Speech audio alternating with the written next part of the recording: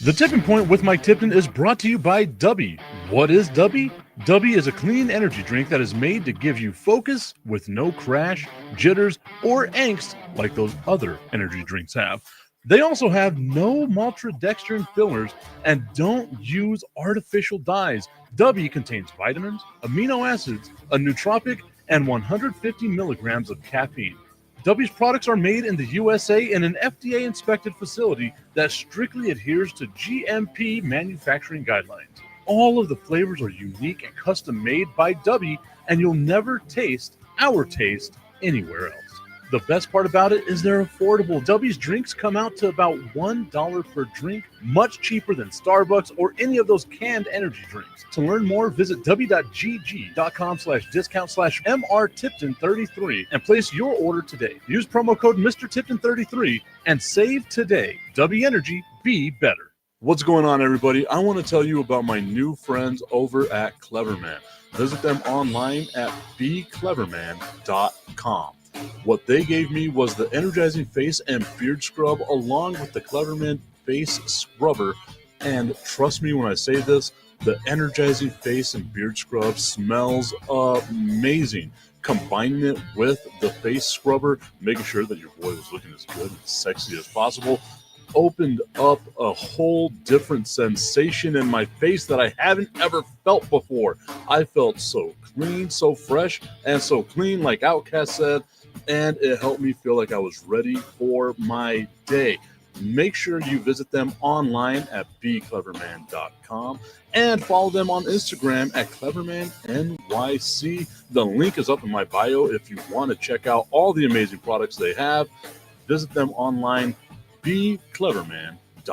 This is Mike Tipton from Tipton Sports Broadcasting, inviting you to join us on Tuesday, June 10th at Buffalo Wild Wings, 655 Sunland Park Drive on the west side of El Paso for all-you-can-eat wings. As a big fat guy, you know I'm going to be stuffing my face, so why not join me and Brandon the Iceman Cone for all-you-can-eat wings? Be sure to tune in to Fire and Ice every Saturday as we talk sports or anything else that might come to mind. At B-Dubs, enjoy the $4 house beer Wild Herd, $5 Bud Lights, and $6 Voodoo Rangers. And take advantage of their $4 Fireball shots. Fireball. Happy hour is Monday through Friday from 3 to 6 p.m. Be sure to try the delicious new sandwiches like the beer cheese cheesesteak and chicken parm melt. Plus, all-you-can-eat wings Monday through Thursday until June 26th. $24.99 for bone-in wings, $19.99 for boneless wings, and the fries are included. All-you-can-eat bone-in and boneless wings Monday through Thursday, and Fire and Ice every Saturday at Buffalo Wild Wings, 655 Sunland Park Drive.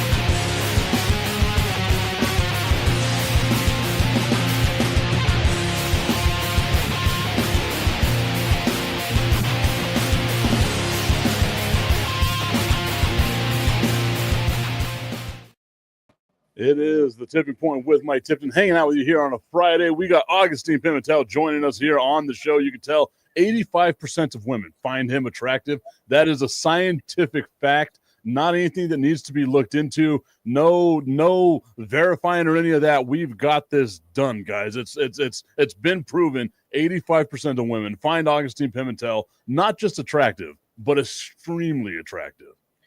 I'm like Dr. Pepper, you know, you taste it a little bit, you go, and then all of a sudden it grows on you. Are you drinking a Dr. Pepper right now?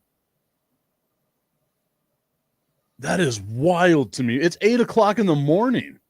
I guess if I'm drinking coffee and soda, they're basically the same thing, right? So I can't be over here talking no nonsense. Our dude Bistrilla is saying, good morning, Tip and Augustine. Good morning to you, Bistrilla. Hope you are having yourself a fantastic day. Today, check out the One Ass Cheek, Three Toes podcast. That's always one of my favorite things to say. It's just one ass cheek and three toes. Reminds me of a girl I know. Yeah. Reminds me of NFL referees, but that's a whole different section too. Oh, wow. It is a TIP VIP Friday. You want to get in? I just shared out the the link for the show. Tommy Canazzo saying, good morning, fellas. Good morning to you, Tommy. Hope that you are having yourself a fantastic day today. Okay, so yesterday, Augustine, we had the NBA. The playoffs are underway. The New York Knicks get themselves a big old win. They beat the brakes off of the Indiana Pacers, 111-94. I got some thoughts on that game. Before I get to them, though, what are your thoughts on that game? My thoughts are just that Indiana seemed to be going through the motions of playing where they didn't have any intensity throughout the game. They were trying, but they were like, we're going to win this at home with our crowd, our stadium, our fans, our refs. So, I mean, they got to a point where they didn't care really yesterday about if they lost. And that's really a big difference in the NBA of today with the NBA of yesterday. I think that's the biggest disheartening factor of it all, right? Is like you would have known, like, I can't even say it was like the NBA of yesterday. It feels like it could have been the NBA of just a couple of years ago. If you don't play with your food, you got a chance to win in game 5. You win in game 5 so you can get the extra rest. You can deal with whatever, especially being armed with knowing that you already know who your opponent's going to be if you make it to the next round, right? Like Oklahoma City Thunder are just sitting there like, okay, guys, beat each other up. Beat the hell out of each other because we're completely healthy. We're the best team in the NBA. We've got nothing to worry about right now.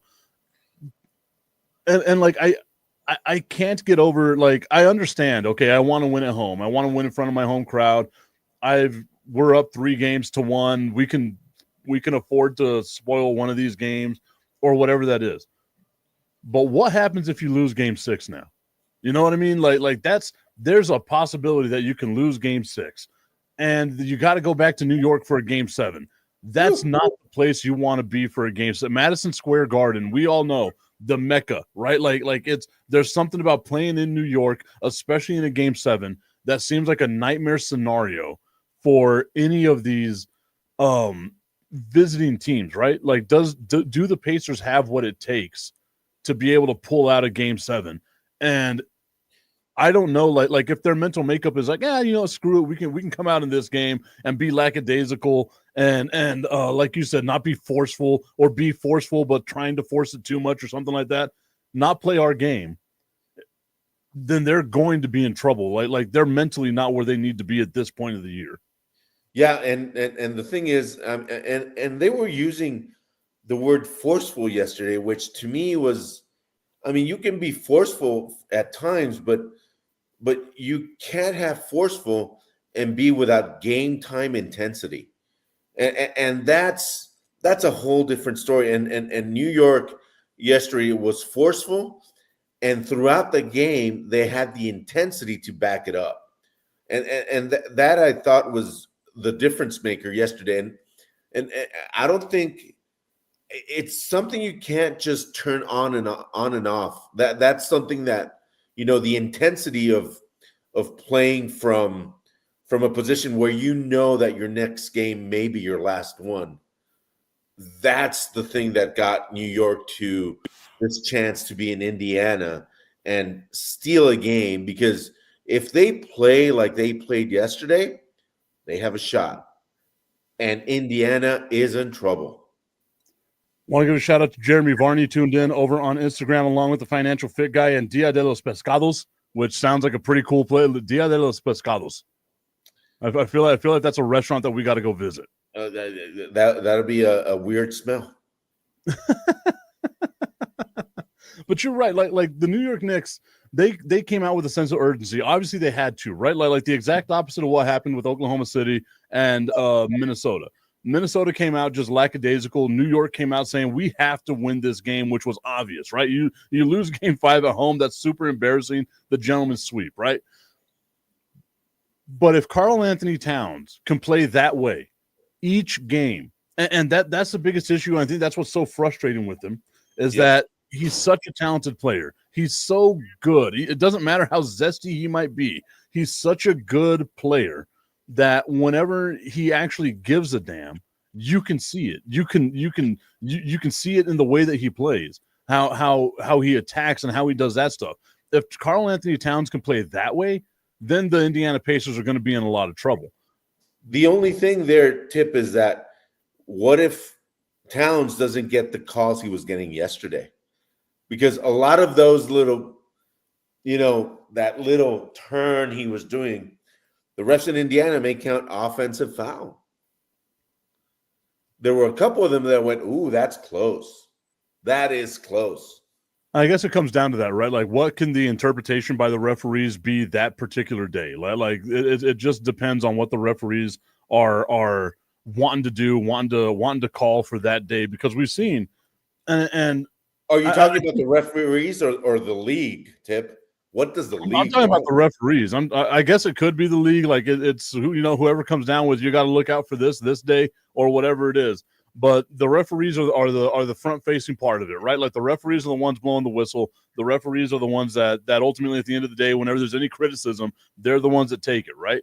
And for me, it's like we've seen the referees, and we can say the league, and I know that that's something you want to get to here in just a second. We can say the league and the referees have been really inconsistent on what a foul is during this playoffs, right? Like one day something's a foul, the next day it's not a foul. And all we're asking for as fans is just a little bit of consistency. Yeah, and we were talking about this a little bit earlier. And so at the end of the day, who employs the NBA refs?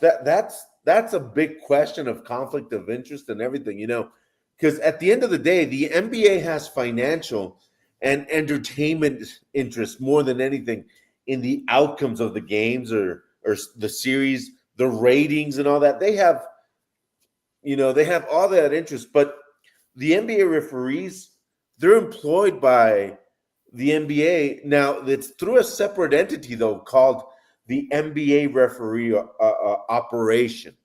Well, it's supposed to maintain a degree of independence. It's still part of the NBA ecosystem. So that gives me a lot to think about. And I'm saying Mr. Tipton, you've been saying this for a while, that there is something fishy going on in the NBA. So, I mean, is the NBA telling the NBA referee operations to look, and you said it a little bit earlier, look at certain things a little bit harder, or this player needs a little bit more taken care of? I mean, what's the oversight? And so the league at the end of the day hire, trains, evaluates, and disciplines referees. So who's really in control, and what does the NBA want? And this is the thing. As much as I'd love to join you in on this like rabbit hole of let's find out like what if the referees are crooked, and again, I'll be the first to admit it. I love watching basketball. I love everything that goes on with basketball. I have been in on, there are some conspiracies that I'll buy in on, right? It would take so much though, so much. You talk about the NBA being a financial product, an entertainment product, all that stuff, right? How easy would it have been for the NBA to have the Lakers and the Knicks in the finals this year? Like they could have easily done that. None of us would have been like, oh, LeBron is past his prime. They just had Luka Doncic, right? So they could have made it an easier way for the Lakers to be in the, this far into the playoffs. They could have made it easier for the New York Knicks to be this far into the playoffs and then get that dream matchup of New York versus LA, which gets you huge ratings and all this other stuff, right? But how many times have we watched the NBA and been like, man, this is a disappointing NBA finals, right? Like just a couple of years ago, it was the Phoenix Suns and the Milwaukee Bucks, man. Like it wasn't teams that people wanted to watch. And this year, 3 out of the 4 teams that were vying for a chance at the NBA finals were teams from a tiny, tiny market: Minnesota, Indiana, Oklahoma City, right? I guess I'm going to have to like watch this game and like really watch this next game on Saturday on the 31st, game 6 of the NBA finals or of the NBA Eastern Conference finals, and see, how that game's getting called, because maybe then there'll be something a little fishy. Maybe Karl Anthony Towns gets away with a couple of travels, which on his spin move, I don't know if you've noticed, his spin move is nothing but traveling. I don't know how that doesn't get called more often. I mean, traveling is never called in the NBA unless the NBA tells the ref to call it. But I mean, that's man.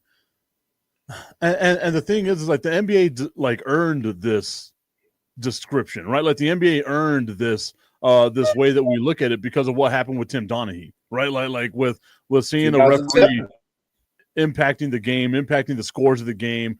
But that was, I think, more for like his personal financial gain than it was anything with the NBA. But if there are referees that are going, let's say, through something special, through a hard time or whatever, a call here and there, because if you think about it, referees from the NFL, referees from the NBA, referees from the Premier League, we think of all the top leagues in the world, the amount of money that's in each and every game, the amount of money that can change hands depending on a goal or quite simply just covering the spread. Yeah. I mean, we had an incident. If you probably don't remember, you're way too young, Tip. Anyway. The first time I've been called way too young for something. Yeah, that's right. 1990, I think 1995, 94, something like that. Arizona State University, one of their top players, he was doing great. All of a sudden, he would start missing free throws. He would, and this is before they were getting paid. Check the quotes. But he was driving in, really nice cars, and I forgot the player's name, but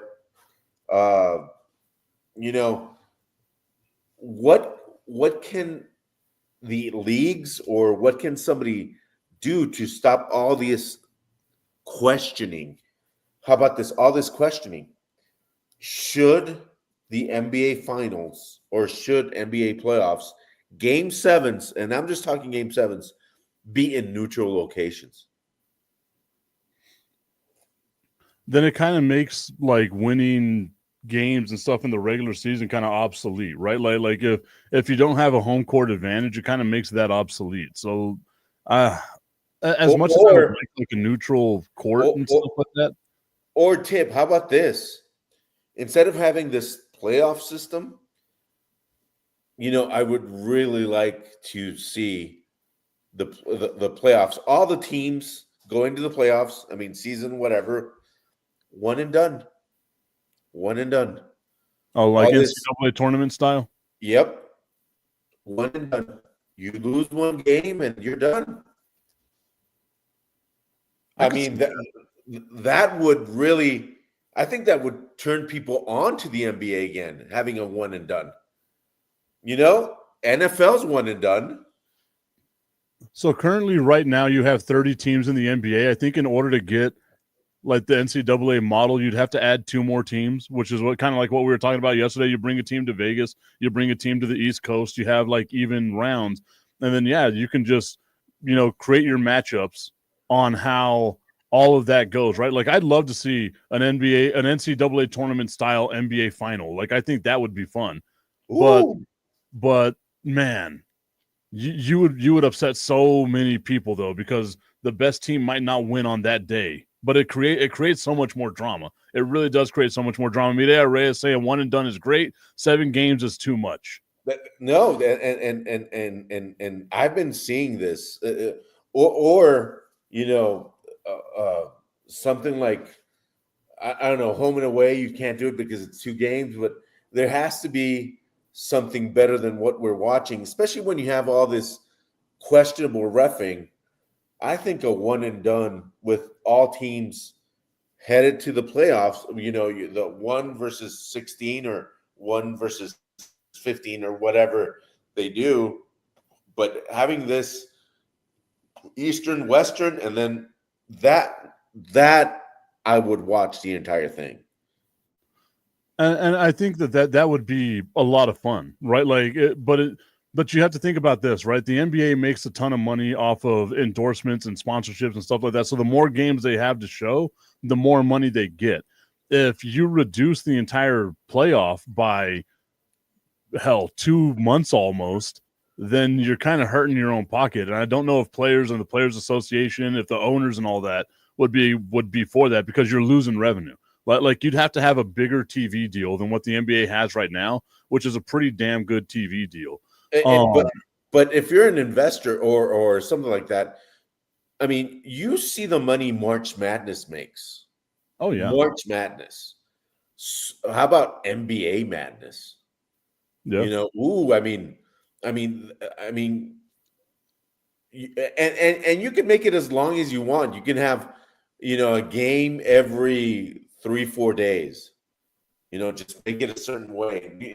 Just make it, and then you get people, interested in this because everybody goes, oh, a game 5. Oh, I'm finally going to tune in. Oh, game 1, they're not like us where game 1, oh, we're there. Game 3, oh, it's going to be somebody's winning 3-0. Oh, let's watch. We're the 1%. I like what Gary said, and I do remember this of back in the day, the playoff rounds used to be best of 3 and best of 5. I remember that. That was it was even that way up until like the early 2000s, I want to say. Right? Like I remember 5 games. I don't remember who it was, but I do remember the best of 5. Mm. But that one and done would be a difference maker. It would really make the NBA playoff system exciting again. And that's where you can like follow that NCAA model as well of, you know what, let's just find a neutral site somewhere and we can have the Final Four here. And what you can do is you can reward NBA franchise like a bonus, right? Like a $2 million bonus for the teams that make it to the Final Four. For each player that makes it, they'll be playing their ass off for those ones, right? Like that would be super fun. It's just I don't know how the NBA, like again, you'd have to have one more team, you'd have to expand, you would have to do stuff like that, 2 more teams actually, in order to create that perfect lineup of, you go from the round of 64 to the round of 32. You just start off with 32 and then go from there. And I think that would be a ton of fun. Like I genuinely believe that would be a ton of fun. Yeah, I mean, I mean, and this is a trick question for you. Would you be watching? I mean, I'd be watching anyway. Like again, I'm watching the G League. I'm watching all that stuff anyway. So would the casual fan be watching though? I think the casual fan would tune. Like they would be more apt to tune in. That's where you're right. Like they would be. You all you have to do is worry about instead of getting 3 months of NBA finals, you get a month of the NBA finals. I think people would be happy with that. And Gary is saying something. I don't mind the way it's currently structured. I just want the quality of play to be better. And I think, Gary, do you mean the quality of play or the intensity of play? Because we saw yesterday the lack of intensity from the Pacers. And that's what I don't want to see in a playoff game. Lack of intensity by one side. It's like going to a regular season game, and then you paid your ticket. You're there in the front row. You paid your $600, and all of a sudden, oh, LeBron or Luka or whoever, SGA, is going to take their day off. Yeah, and I think that's what it is. It would be more catering to the fans and wanting, the fan game to be or the fan investment to be more, right? Because I think that's what the NBA is lacking right now is the fan actually being invested into the casual fan being invested into the game. Like in the 90s, it was, I want to watch Jordan because we know we're watching greatness and greatness is always going to be there, right? The same thing with like Kobe Bryant and like the Showtime Lakers with Shaq. And like you even go back in the day, like it was fun. You wanted to watch the game because you knew something exciting was going to happen, but you knew that they were these competitive monsters that we just don't have right now, right? And you can see like there's a little bit of chippiness in this Pacers versus Knicks series, but again, like both of us saw it. The Pacers came out so lackadaisical yesterday. They knew they've got one in the bag. They can afford to lose one. Let's win it at home in front of our crowd or whatever.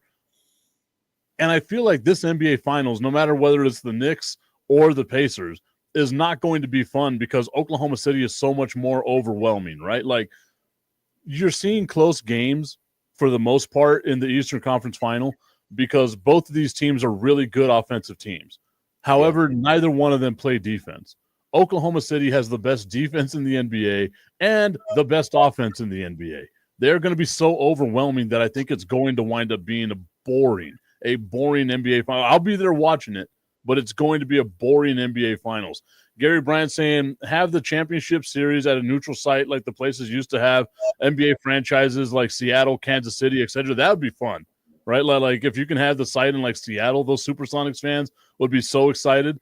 Then Gary goes on to say, I want games to be better in terms of the way the game is played, running to the three on a fast break and officiated, not calling the game by the rules. That's what he wants to see get better in the NBA playoffs. And I think we can all fix that with one and done because there'll be so much scrutiny to have the calls right. There'll be so much because if things go to game 7, everything is really tight. Even the referees are doing their job right most of the time. But one and done would be, I think, the next step, the next evolution for the NBA to really bring back the casual fan and give something new to those fans that we've been seeing this for forever. And yes, we're going to tune in, and yes, we're going to buy the cap, and yes, but the NBA needs to start thinking within itself to be better. And I think that's it, right? Like you see the success in college of all these single game elimination tournaments, right? Like that college does it so well, whether it's the NCAA tournament. I was watching softball yesterday, college softball. We got the softball World Series, the college baseball World Series. It's happening right now. And it's that single elimination tournament that's getting you where you want to go, right? Yep. Like I love single elimination tournaments, one and dones. It would just be trying to find a way, because the only way that you can get this stuff done is financially, right? Like that's what it comes down to. The reason why the MLB season isn't going to be shorter, the reason why the NBA regular season will never be shorter is because that's money, that's revenue, that's gate that comes through. If you create this single elimination tournament and you invite all 32 NBA franchises to it, now you're splitting the pie equally between 32 teams, and then you have to give some sort of bonus structure for the teams that make it further along. Like, and all of us as fans know these guys are playing for money anyway. Like there is no such. I hope I'm not the person to kill people's dreams here. The people that you watch playing sports professionally don't do it because they love it. They do it because they get themselves one hell of a paycheck, right? Like, I hope I didn't break anybody's heart right now, Augustine, but that's the way that it is whenever you watch professional sports. Give them a financial incentive to be a part of this one and done tournament, the single elimination tournament, and I think that would be so much more fun. And I hope, and I'm going to do Tommy a service, and that's just the tip of the iceberg. We'll get to that in just a second. Gary Bryant saying the thing with one and done is you kill the opportunity to market the game to a casual fan. The casual fan is targeted because they will spend most money, or they'll spend money at most events. The diehards will be around. But I think that's the thing, right? Is with one and done, yes, you shorten the amount of games that can be watched. You shorten the amount of games that can be attended. But for whatever reason, like you see it with the NCAA tournament, how many people actually watch college basketball versus how many people are really into the NCAA tournament? You know what I mean? Yep. Like the numbers are so dramatically different. You do that with the NBA, and I feel like you would gain more casual fans, right? Like Mireya Reyes, who's like, wait, what? The players play for money? Who would have done this thing? Even her saying, yeah, I would watch these games more. It means that you're kind of getting more from the casual fan. Gary Bryant also going on to say, David Stern said it years ago, the casual fan is who they're targeting. It has never changed. And then Tommy Cananza said that he's home. So I think that what that means, Augustine, is that Tommy can turn up the music as loud as he wants. Let the entire neighborhood hear that it's time for Just the Tip. I just want to put the tip in. It's time for Just the Tip. That would make me uncomfortable. Promise that it ain't too much, but just enough. Just a tip. Just a tip. Just the tip. Just the tip. It's time for Just the Tip.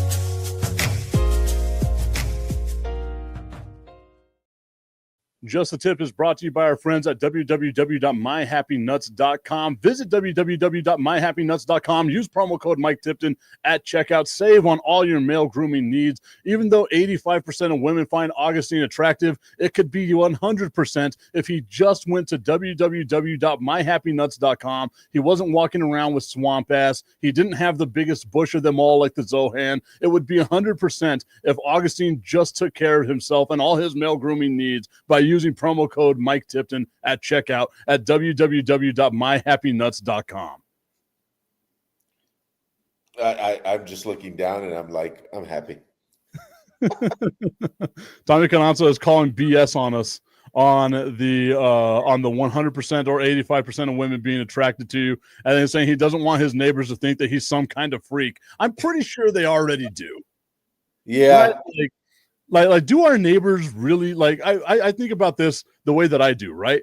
Like, do our neighbors really think that highly of us? Because do we think that highly of our neighbors most of the time? Like, I put myself in that position, right? Like you can see some of your neighbors and be like, damn, they got to get it tightened up a little bit. Like they got to do something a little better. And then you can see some of your other neighbors and be like, those are really good people. But all your neighbors, for the most part, are going to think something negative about you. I have really good neighbors. Well, I have to say that my next door neighbor is a former judge. So you just don't want to be. I won't say who it is, but I remember one time I was here at home. There was this party going on. It was like 2:00 in the morning. And somebody, it wasn't me, and she knows it wasn't me. Somebody called the cops, and the cops come to the party, and they come down, and it's like knock, knock, knock. And, oh, it's you, Judge. Don't worry. and I used to get tickets and just used to go to the judge. Please. The little puppy dog eyes. Give us those puppy dog eyes one more time. Oh man, yeah, I would 100% let you off the hook, but I'd also give you a 25-year sentence in a federal prison. Hey, it's not like you in that just a tip video where you just turn to the camera. That is just the creepiest thing. No, that is what you call absolute sexy. Just pure 100% unadulterated sexy. That's what that is. Unadulterated, yeah. Tommy Carrazzo saying, do my neighbors think that I watch porn while I'm driving? No, but you do. So you might as well let them think that. Like if you're watching it anyway, you might as well let them think that. See, that's the thing. I would never judge anybody because they sin different than what I do. I judge them if they sin exactly the way that I do. Well, yeah. No, but there's a funny saying that, and one of my friends, he's very religious. He said, you know, our sins, Jesus already paid for them. I go, well, that means we get to sin. He has already paid for them. I mean, that reminds me of something that I've done where like people have been like, well, Jesus died for our sins. Yeah, that's why I keep living the horrible lifestyle I live. I'm making it worth it. Could you imagine you die for somebody's sins and they don't ever sin? You're like, no, dude, like I died for you to sin. So just go out there and live the diabolical, debaucherous life you want. Thank you. Do not take the inner life advice from Augustine and I. Do not do that life advice from Augustine and I. Get your inner Brett Favre out. You got to let the inner Favre out. That's what you got to do. Mireya was asking, whenever we judge our neighbors, is it based off of their appearance of their yard or their actions? I'd say a little bit of both, right? Like it's got to be a little bit of both. And I'm kind of in that boat right now. Like I was looking at my front yard this morning. I was like, look, I got to trim some of these weeds, got to get rid of them. It's been cloudy over here on the far east side, so I thought it was going to rain. I was like, let's let the rain go through first, then I'll cut the weeds. But it just hasn't given us anything. What was that? My happy weeds? My happy weeds. Yes, 100%. I got to make sure that my weeds are just as happy as my happy nuts. And then Tommy Cananza says that he lives right across the street from a middle school. I didn't know that they could allow you to do that. I thought you had to be like, 500 meters? I think that's just Augustine. I think that's just you. No.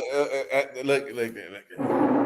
This is my view at my El Paso house. Hold on, let me do this. I have a beautiful view at the house that he just broke into. Oh, that is a beautiful view. Look at that. That's Radford right down there, Radford School. So Augustine actually has grass in his backyard. Look at that. Wow. Just so peaceful and serene. Augustine's settings. it's fake grass. Damn it, Augustine. Tommy Cananza called us a couple of a-holes or called me. Sorry, Tommy. Perdón, Tomas. Buddy. No, but Tip, and this goes to, the NFL is one and done, and Yeah, but I mean, that's a different game. It's so much more physical, man, that you can't play a 7-game series in the no, NFL. yeah, I understand that, but if there's a league in the world that knows how to make money, it's the NFL. Yeah. I mean, the NFL really, there's something going on the whole year. But The that's the thing, draft, right? Like, what makes the NFL so in high demand? Like you got to think of it economics, right? Economic wise, supply demand. You've got 17 games plus a couple of games, a handful of games in the playoffs. The most you can get is 21 games, right? That's not even a third of the season for the NBA. like they've got a whole lot of games that they're playing for whatever it is that they're doing, right? So that's what makes the NFL a little bit different in this is you got the supply and demand of there's not a lot of games. That's why we need it in our veins as much as possible. You lose giving a damn about the NBA season. You lose giving a damn about the MLB season, even the NHL season, because of how long the season is. You just got to wait till you get to the playoffs. So I think that's where the NBA and Major League Baseball would be able to kind of be a little better to get people's interest back in it is you make it more scarce now. The more scarce it is, the more in demand it becomes, right? So that's what the NBA is going to do. Right now, what is it? You got to win or you got to play, if you play a whole 7-game series per each round, 120 some odd games in the NBA. That's way too much, man. And then you're already talking about 162 games in Major League Baseball. Then you add another, 20 some odd games to it. You're talking about 180 games that you want people to watch. And the more you saturate the market, the less people care. Yeah. And here's the thing, Tip, that I was thinking right now that, there's a Champions League in Europe, and I'm talking soccer. And yes, the whole Champions League, there's a season, but the final is one game. One game. It's make it or break it, and the viewership for that Champions League. Let me look it up. It's way more than the NFL Super Bowl. You're drunk. There's no way. Oh yeah. You check it out. For some reason, my computer's being slow, but the viewership, is that a word? Viewership for Champions League finals. And the thing is, you got to think about it. The Champions League final, the United European Football Association, and it's loading. And excuse. So, Tip, what's the viewership for the Super Bowl? So it's telling me right here that UEFA Championship League final typically attracts a global viewership of over 400 million viewers. The Super Bowl this year got 150, almost 200 million. So I mean that's a huge number over that. But that's also because soccer, football, whatever you want to call it, is a bigger global sport than the NFL is. Like the NFL is huge in the United States, maybe growing in Mexico, Canada, etc. But it's not the global game that soccer is right now. No, yeah, but basketball could be. And that's what I was going to say. That's what my next rebuttal is the second most popular sport in the world is basketball. Like it's played everywhere. Like you can it's an easy game to play. Tommy Canazza is calling BS on it and then also saying it's all about time zones. I don't think time zones necessarily matter, my guy, because I'll see people here in El Paso watching like Premier League games and championship games at 7:00 in the morning. Yeah, right here. It's a normal occurrence for that. And real quick tip, and this is estimates suggest that around 700 million viewers globally watched Real Madrid the 0-1 over Liverpool in the 22-23 Champions League final. 700 million. For a 1-0 game. Like people talk about boring ass games, that seems boring to me. No. When you have Liverpool and Real Madrid, those games are beautiful. I mean, it would be that way if you made the matchup between, I think, like the Cowboys and the Giants, if you made that a little more scarce, because you got to remember, what is it in the United States, the top 50 of the most watched things in the year is always like NFL games. Yep. And out of those top 50, like 11 of them are Dallas Cowboys games, right? So like if you marketed the Dallas Cowboys the way that you should market the Dallas Cowboys, I think eventually like it would lead up to something like that. But again, like the reason why the NFL is king here in the United States is because it's so scarce. Again, you get 17 games. Yeah, and the thing is, the NFL is real smart. It doesn't program them on a Thursday. Oh, wait, I'm sorry. They do, and that's they even program it on a Thursday. And that's the thing too, is the NFL can get away with that.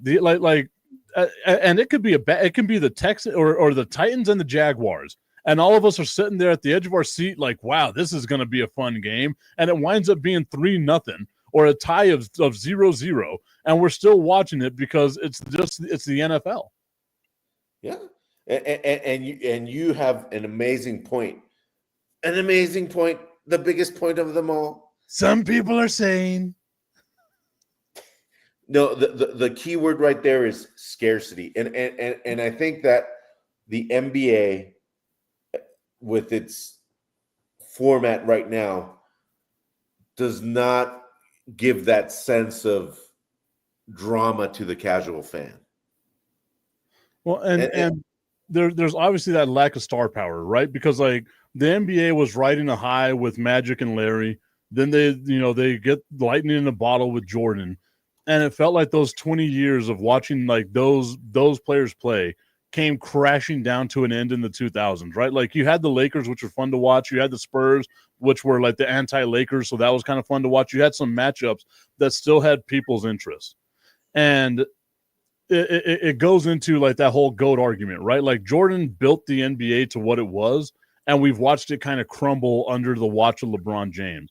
I don't know what it is with this generation, so to speak, of like basketball watchers and people like that, but it just doesn't seem to have the momentum that it had for those 20 years from 1979 to 1998, whenever Jordan retired for the second time. It was just lightning. It was lightning in a bottle. It was the NBA could do no wrong, and now it just feels like the NBA does everything wrong.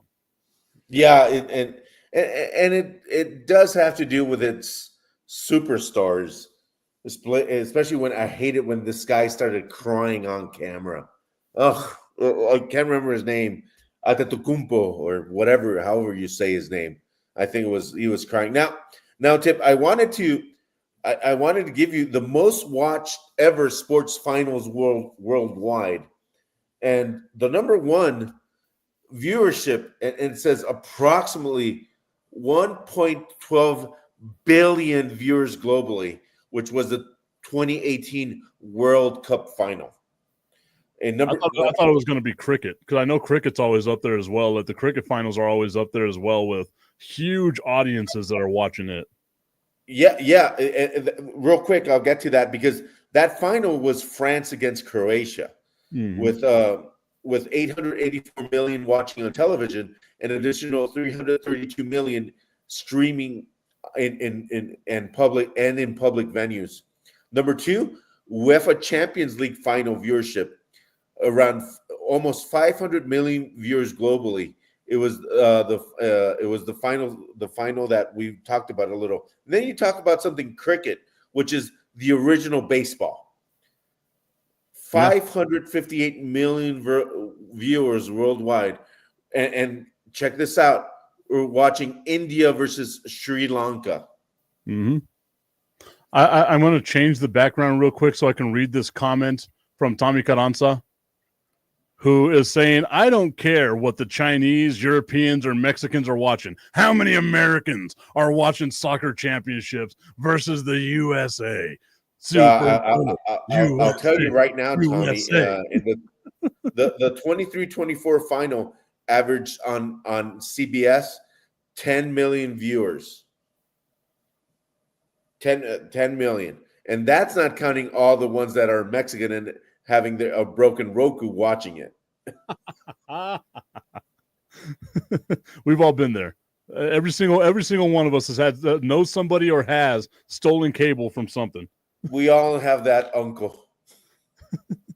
And their name is Tomas. Somehow he had all the channels. Yep. And Tomas Carranza is that guy.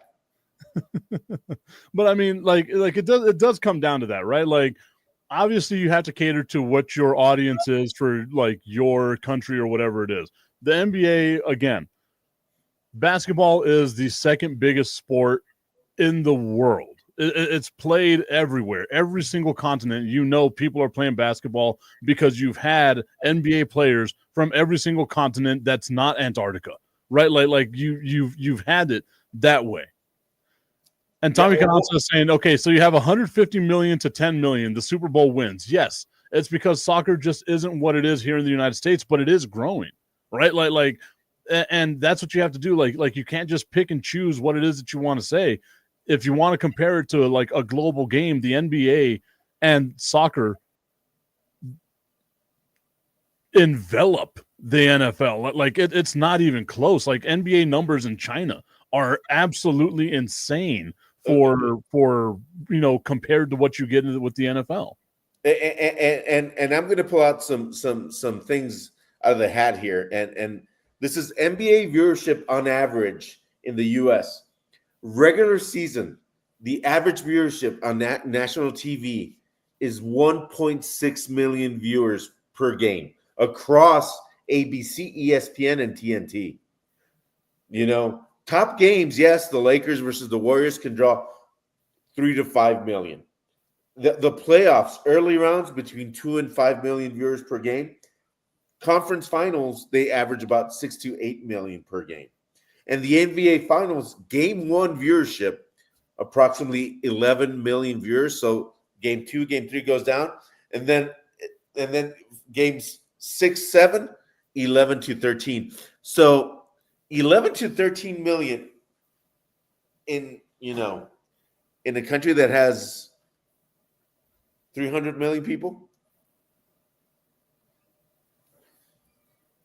Yeah. So, and that's so you got 1.5 million per game. You multiply that times 16 games that are going to be played, or 15 games. You got yourself 16 million people that are watching basketball on any given night, right? Like, but that's still not a huge number because, again, most people don't care about the NBA regular season. And I think, what was it, the Caitlin Clark game last year versus Angel Reese in regular season of the WNBA got more viewership than game 4 of the NBA finals. And that's just, again, it might be nitpicking. It got more viewership than game 7 of the World Series and stuff like that. That might be nitpicking, but it just goes to prove, like, you need the smaller sample size to make people give a damn about what your game is. Tommy Cananza is saying that he's going to tell 47 on both of us. And real quick, on viewership of, and we were talking about, we were actually talking about, how college basketball is doing the right thing. So the 2025 national championship, Florida versus Houston, averaged 18.1 million views on CBS, peaking at 21.1.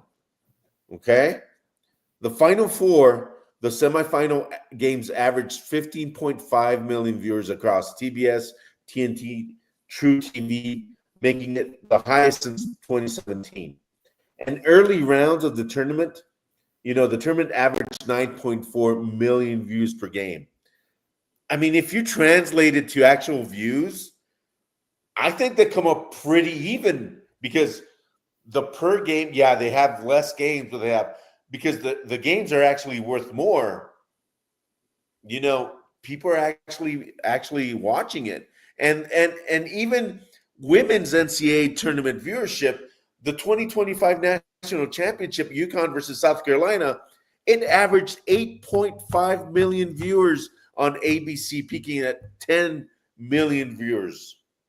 So even the Final Four was at 4 million viewers across ESPN platforms. So, and during the regular season, the average college basketball game isn't getting over 1 million viewers, right? Like you'd be lucky, like if it's Duke UNC, then you'll get over 1 million viewers for that one. But if it's UTEP versus New Mexico State, you're lucky if you get a couple thousand viewers.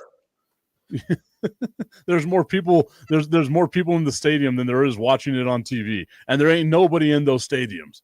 Yep. Tommy Canazza saying nobody in America cares about soccer, Augustine.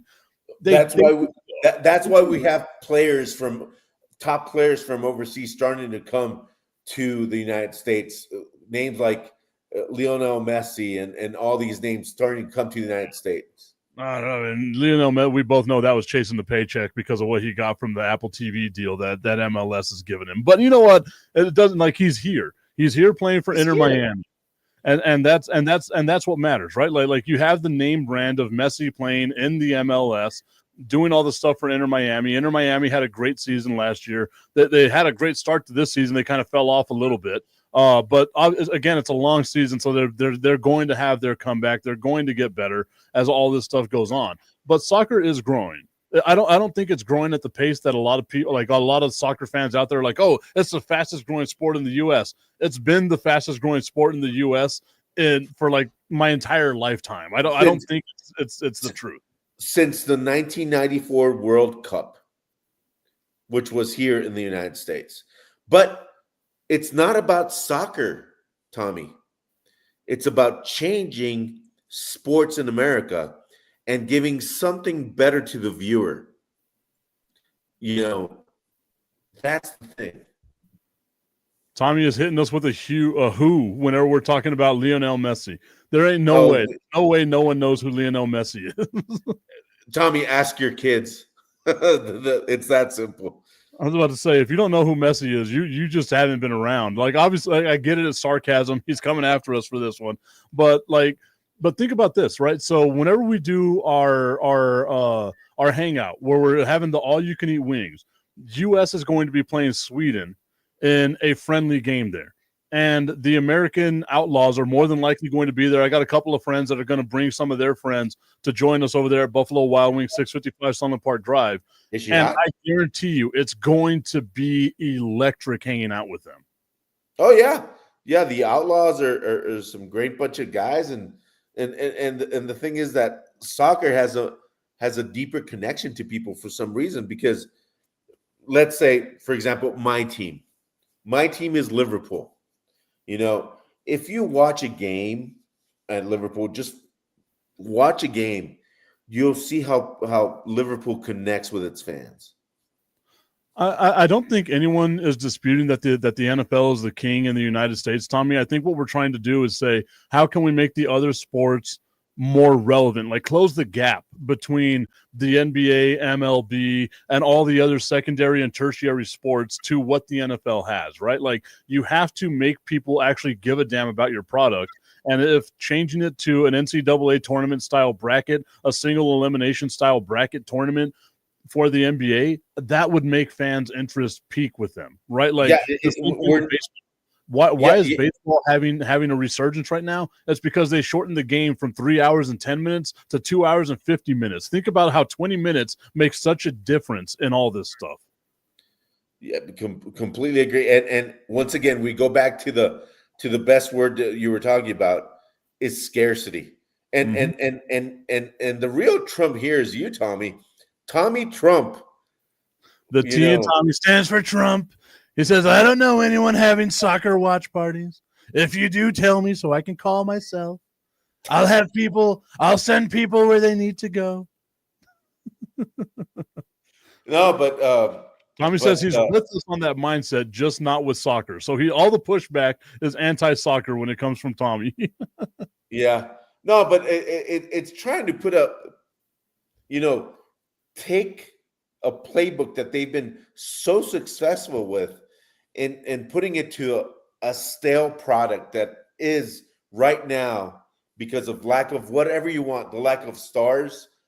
How about this? The lack of character for some of these stars that, and I don't remember, Michael Jordan being friends with Bill Laimbeer back in the day or going out to dinner. It's been 25 years since he retired, and he still hates Isaiah Thomas. I do too. But that's what it was. Like it built those types of rivalries. Right now, you'll see them like guys will be pushing each other. And sure, there might be a little bit of, like I said, there's a little bit of something there between Tyrese Halliburton and Jalen Brunson. There's a little bit of something there, but it still seems like they're way too friendly for what's on the line right now. Yeah, they still go and hug each other after the game and go, "Hey, this is on the court." That didn't happen yesterday. I mean, that didn't happen with the players before. And that doesn't happen in soccer either. Oh. Tommy said that he would rather watch C-SPAN than watch the World Cup, to be honest. That's because you get more of me. I'm always all over the channel. It gets major ratings. The biggest ratings anyone has ever seen. It went from 0.005 to 0.0010. It somehow went down. Yeah. I just realized that. I just went, I mean, 0.010. There we go. Augustine and decimals. A bigger fight than anything that we've seen in the NBA Finals so far. All right, everybody. Augustine, as always, it's been a pleasure hanging out with you, my dude. Remember, June 10th, we're going to be hanging out at Buffalo Wild Wings, 655 Sunland Park Drive. I want to see people get on out there. Like I said, there's going to be soccer. It'll be in the background, Tommy, so please join us out there. Even though soccer's in the background, get the all-you-can-eat wings and just have yourself a fun time hanging out with me. I might be giving away Texas Rangers tickets while we're there. I'm trying to still work on getting like Chihuahua stuff to give away as well. So hopefully we'll be able to work something out there with us, Augustine. Yeah, man. And if you need Alejandro's number, I got it. There we go. He's got all the numbers here. Our guy, Augustine Pimentel. All right, everybody. We'll talk to you all next week. Thank you, Augustine. Thanks, Tim.